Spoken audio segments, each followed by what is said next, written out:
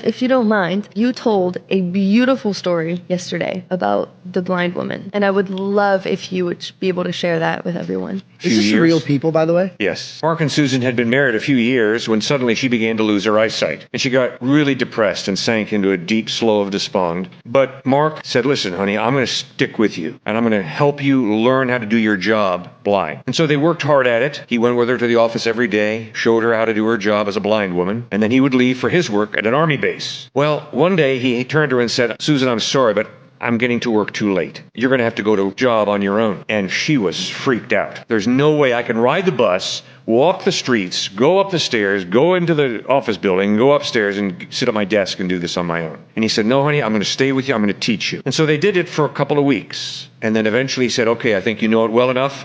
I've got to go to work at an earlier hour. So Monday came, she got on the bus, walked the block, walked up the stairs, seamless. Tuesday, Wednesday, Thursday, it went beautifully. Friday, as she's getting on the bus driver says, you know, you're a really lucky woman. And she says, stop it.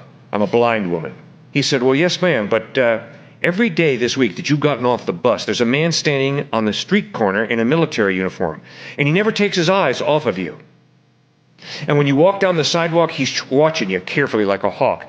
You cross the street at the right time, he's watching you like a hawk. You go up the stairs, you open the door, you go in. And as soon as that door closes, he stands ramrod tall, gives you a salute, blows you a kiss, and then turns to go away. And all of a sudden, Susan understood, that's my husband. He's been watching me tirelessly for all this time. I'm not alone. He's watching me. And that's exactly what God does for us in even a more profound way. And then he calls us to do that with each other, to really protect each other, to focus in on each other, to listen to each other, to build each other up, to encourage each other. And that's how marriage goes beautifully. I love that.